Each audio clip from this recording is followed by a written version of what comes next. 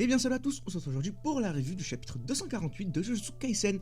Je m'excuse, la vidéo sera assez tard, il n'y a pas eu de vidéo spoiler. Et cette vidéo encore une fois, il n'y aura pas de montage. En ce moment, j'ai vraiment pas le temps, donc c'est très compliqué. Mais dès que j'ai le temps, promis, je referai un poil de montage. Bref, cela étant dit, le chapitre 248 est sorti, et bah il se passe des choses. C'est un chapitre plus ou moins centré sur Sukuna. Et ça fait plaisir. Alors... le chapitre débute du coup là où c'était arrêté dans le 247, logique jusqu'à là vous allez me dire. Itadori qui va pour toucher Sukuna avec l'épée du bourreau suite au décès de Kurama. Mais cela ne fonctionne pas visiblement puisqu'il a esquivé sans trop de difficulté Sukuna.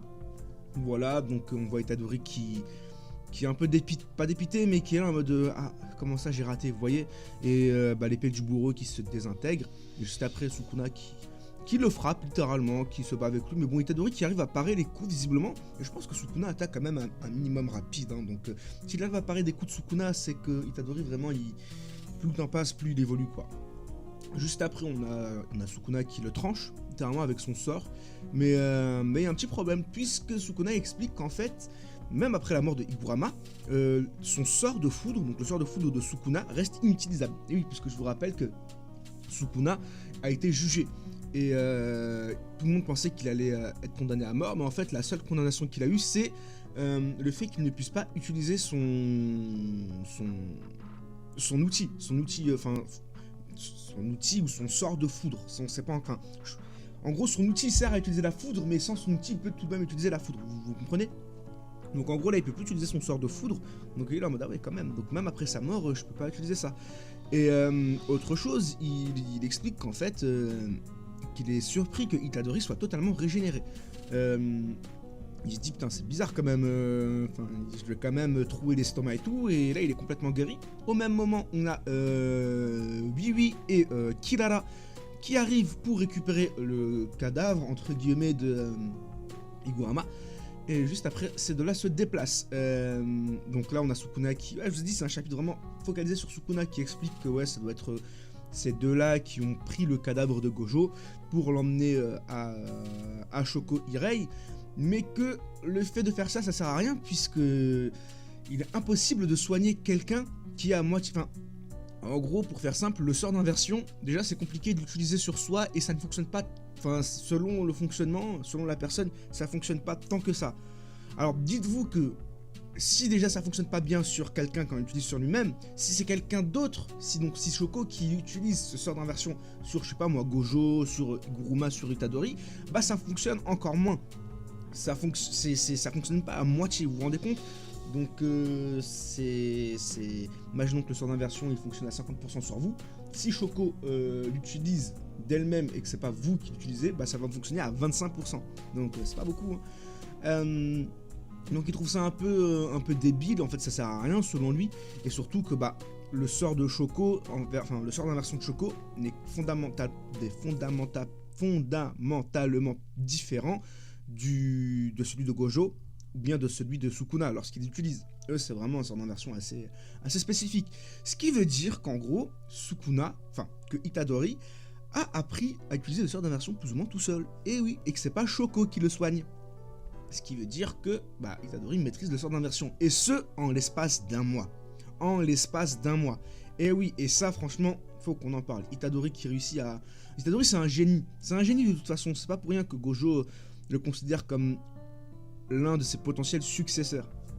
C'est pas pour rien, attention. Donc voilà, on a Itadori qui maintenant, ça y est, officiel, il maîtrise le sort de réinversion. Donc voilà, c'est... ah vraiment, il est fort, c'est Itadori. Et en plus de ça, il explique Sukuna qu'il n'y a pas que ça qui a changé chez lui. En fait, plus le temps passe, plus il devient fort. Son énergie occulte aussi s'est améliorée. En fait, il y a plein de capacités concrètement qui se sont améliorées chez Itadori. Il explique qu'en gros, là, plus le temps passe, plus il comprend qu'en fait, ça va être lui son plat principal selon ses dires, donc en gros ça va être lui son véritable affrontement, mais qu'il y a un sentiment un peu dérangeant au fond de Sukuna, puisqu'en fait il a l'impression qu'en fait la mort de Higurama l'a déçu en fait, parce que contre Higurama il s'amusait vraiment, il voyait à quel point un exorciste pouvait évoluer d'un coup, et au final c'est ce qui se passe avec Itadori, hein. Il voit à quel point Itadori évolue pendant le combat, et etc., etc., etc. Mais vraiment, la mort d'Iguruma, visiblement, il lui a pas laissé un vide, on va dire. Ce serait quand même beaucoup de dire ça, mais en tout cas, l'a déçu. Et il explique qu'en fait, il a jamais eu l'idée d'avoir quelqu'un avec lui pour le combler, vous voyez. Parce qu'en fait, Sukuna, concrètement, c'est quoi? C'est s'il veut manger, il mange, comme il dit. S'il veut tuer quelqu'un, il le tue. S'il veut jouer avec elle, il joue avec elle, vous voyez. Donc en fait, il vit vraiment selon ses lois à lui, ses conditions, vous voyez. C'est pas quelqu'un qui se plie aux conditions des autres. Loin de là, c'est même les autres qui doivent se plier aux conditions de Sukuna, le plus fort. Et oui. Donc en gros, lui, en fait, son idée, c'était juste de passer du temps... de passer du temps en fait jusqu'à sa mort tout simplement, et de s'amuser et de faire plus ou moins ce qu'il a envie au moment T. Du coup voilà, puis après on a un petit flashback où il explique en gros que en fait il a pas assez de, enfin il explique qu'en fait il a pas eu la fin de s'emparer de ses désirs en parlant à Jogo à l'époque. Et ça lui repense à ça en fait, comme s'il était là en mode peut-être qu'en fait moi aussi là j'ai pas eu la fin de m'emparer de mes désirs. Vous voyez. Puis après il est là en mode ouais mais non en fait je vis comme je l'entends, donc si les gens ne sont pas à la hauteur, c'est pas à lui qu'il faut s'en prendre, c'est pas à lui qu'il faut s'en prendre, mais c'est à eux-mêmes directement tout simplement. En gros Sukuna c'est lui qui dicte les règles en fait, c'est jamais de sa faute grosso modo. En fait il se dédouane littéralement. Et il explique qu'il n'y a jamais pensé qu'en fait peut-être ses idéaux et son désir en fait, on peut être changé au fur et à mesure du temps à cause justement d'Itadori. Et ça, on y vient, puisqu'il explique qu'en fait, lui, globalement, il y a eu d'innombrables jujutsu, d'innombrables exorcistes qui se sont confrontés à lui. De la trempe d'Itadori, des gens plus forts, etc. Et que soit ils étaient là en mode ouais, je suis fort, mais ils étaient pas si forts que ça. Soit ils étaient vraiment ultra, comment dirais-je, ils étaient vraiment prêts à mourir, ils étaient carrés dans leurs convictions et tout. Mais qu'il n'a jamais ressenti de sensations comme ça en fait, comme à l'égard d'Itadori ou de Iguruma. Et il explique qu'en fait peut-être qu'au cours de ces derniers millénaires, c'est peut-être Sukuna en fait, c'est peut-être lui qui a changé tout simplement. Et il explique que le responsable de tout ça en partie, c'est Itadori. Pourquoi c'est Itadori? Puisqu'en fait, ils ont baigné dans le même corps les deux, pendant 6 mois on va dire. Allez, on va arrondir à 1 an, plus ou moins pendant 1 an, ils ont baigné dans le même corps. Sukuna, il sait très bien de quoi est capable Itadori, il l'a brisé maintes et maintes fois, il a tué des gens, il a fait plein de choses horribles avec le corps d'Itadori lorsqu'il a pris possession d'Itadori. Mais que Itadori, malgré tout ça, il s'est toujours relevé, même quand il était au plus bas, et il a toujours su se relever et continuer à avancer tout simplement. Ça, j'en parlais justement dans ma vidéo La souffrance d'Itadori, je vous invite à aller la voir, hein, stylé. Mais je me fais ma petite pub en passant. Mais ouais, j'en parlais et du coup, Sukuna, en fait, il est là en mode. En fait, le véritable atout d'Itadori, c'est sa volonté. C'est parce qu'il a un idéal indomptable, il a une volonté imbrisable, en fait, tout simplement. Et ça l'énerve. Ça l'énerve puisqu'il se dit, en fait, là, il y a un mec en face de moi, un gosse de 15-16 ans, qui me tient tête. Pas parce qu'il est fort, hein. Attention, il est bien en dessous de moi en termes de puissance, mais il ose me tenir tête, il ose entre guillemets rivaliser, je veux bien entre guillemets rivaliser avec moi, tout simplement parce qu'il maintient ses idéaux. Tout ça grâce à la force de sa volonté. Et c'est quelque chose de très très très désagréable pour Sukuna, vraiment, il aime pas du tout ça. Donc il est là en mode, bon bah vous savez quoi, changement de programme. À partir de maintenant, j'ai décidé de détruire tes idéaux, Itadori. Voilà, tout simplement. Là, en fait, c'est un rageux. C'est un rageux, ce mec, il a plus de 1000 ans. Il commence à s'en prendre à un gosse de 15-16 ans. Tout simplement parce que le gosse de 15-16 ans, il a une volonté d'acier. Voilà, et ça fout le seum à Sukuna. Vraiment, c'est un rageux, Sukuna. Donc voilà, il décide de détruire la volonté d'Itadori, tout simplement. Et juste au même moment, on a une nouvelle règle qui s'applique. Et la règle, c'est quoi? C'est qu'en fait, la fusion entre Tengen et l'humanité a été transférée à Megumi Fushiguro.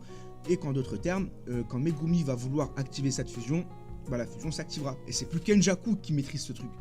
Et là, vous vous dites, oula, comment ça Megumi? Et oui, puisque, en ayant transféré cette règle à Megumi, bah, de ce fait, c'est Sukuna qui contrôle ça. Parce que Megumi est en Sukuna actuellement, vous voyez?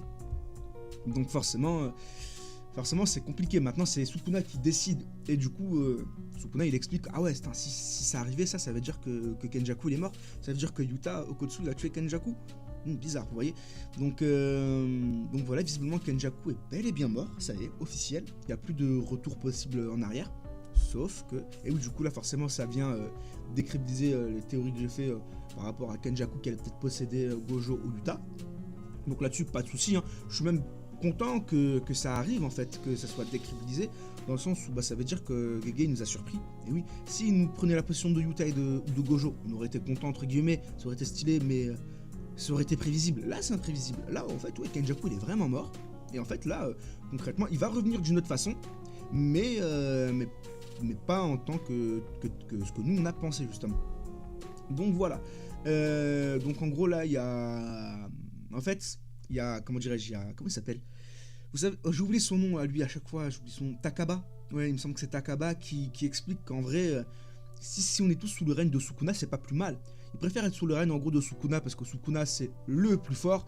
Donc en gros il va nous laisser tranquille et on va juste vivre avec un lion au-dessus de notre tête plutôt que Kenjaku qui est un psychopathe et qui veut faire des expériences à deux balles pour sa curiosité et qui risque de détruire tout le Japon entier. Vous voyez, Kusabe, pardon, Takaba.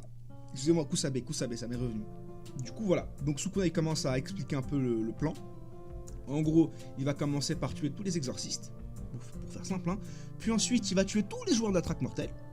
Puis pour finir, il va activer la fusion Tengen X le Japon pour s'amuser avec le nouveau Tengen. Et oui, tout simplement, voilà. Donc il leur explique ça et que ça maintenant ça va être le nouveau plan. Voilà, il a changé de plan là, il est sur une nouvelle lancée. Au même moment, on a le roi. Le roi qui est au côté, le petit prince, attention, le petit prince, non, le prince tout simplement, le petit prince c'est Itadori. On a le prince qui arrive, Okotsu Yuta, et qui arrive en mode, ouais, désolé du retard les gars et tout. Franchement, de toute façon, Yuta, dès qu'il arrive, c'est toujours de façon ultra stylée, entre guillemets, imprévisible. Voilà. Donc directement, il voit Sukuna, il va pour l'attaquer. Sukuna qui utilise l'énergie occulte au niveau de sa main afin de contrer le coup de Yuta. Et en gros, Sukuna qui est là en mode ah bon bah va falloir qu'on se batte maintenant Yuta et moi. Et il lui dit que de toute façon c'est simple, si tu meurs, je vais tuer tous les gens que tu aimes. Ah direct, il a pas le temps. Et au même moment, on a Rika qui arrive et qui lui dit est-ce que tu sais à qui tu parles? Et Sukuna qui lui dit oh salut reine des fléaux. Du coup, voilà pour le chapitre. On a, alors, par contre, ce qui est stylé, c'est Rika. Rika, vous savez à quel point elle est gigantesque. On se rend compte qu'en fait, face à Itadori, il se retenait, mais comme pas possible, Yuta. Et pareil pour Rika. Parce que là, il se retient plus. Là, face à Sukuna, il va pas se retenir, vous en faites pas. Donc voilà, on va avoir le combat, on va en parler dans une autre vidéo, bien en longueur, etc. Le combat Yuta versus Sukuna, Yuta versus Rika, vous en faites pas, tout ça on va en parler dans d'autres vidéos. Là on va rester dans la review, du coup voilà. Donc comme je vous dis, le chapitre vraiment grosse remise en question en fait sur Sukuna, voilà. Il commence un peu à se remettre en question, c'est cool de voir un Sukuna qui change, qui est toujours autant malveillant, toujours autant méchant, mais qui change petit à petit. Avant que j'oublie, pas de chapitre la semaine prochaine, ça c'est un peu dommage, mais bon, c'est pas grave. Hein. Mais maintenant que c'est dit, ouais, Sukuna qui se remet en question, Itadori qui le met sur les nerfs, visiblement, il rachète face à Itadori, et du coup, pourquoi à votre avis il rachète sur Itadori? J'ai fait une théorie comme quoi c'était le protagoniste principal, Sukuna de Jujutsu Kaisen de l'œuvre. Je vous invite à aller la regarder, elle est sortie il n'y a pas longtemps. Et dans les commentaires, il y a quelqu'un qui m'a dit merci à lui qu'en gros, potentiellement, en fait, Sukuna, il a le seum contre Itadori parce qu'en fait, il se voit en Itadori avant. Il était comme Itadori, des idéaux indomptables, etc. Mais en fait, le monde l'a tellement déçu, l'a tellement pourri de l'intérieur que, bah, en fait, quand il voit quelqu'un comme Itadori, quelqu'un qui lui ressemble comme lui au passé, bah, il aime pas. Il aime pas parce qu'en fait, il se revoit en Itadori, tout simplement. Et ça, je pense qu'on se dirige vraiment de plus en plus là-dessus. Étant donné que Sukuna et Itadori ils sont liés, c'est quasiment sûr à 100%. Mais voilà. Du coup, voilà. Le chapitre est vraiment cool. Chapitre prochain, on a la Gojo qui revient. Retenez bien. Là, vous allez me dire, arrête, lâche ça, Naxori et tout. Écoutez, chapitre prochain, Gojo y revient, c'est sûr. Soit Gojo y revient, soit Rika elle meurt, soit Yuta il meurt. Bref, du coup, voilà. Donnez-moi votre avis sur ce chapitre, ce que vous en avez pensé. Et puis moi, je vous dis à très bientôt pour de nouvelles vidéos Jujutsu Kaisen. D'ici là, portez-vous bien. Bye bye.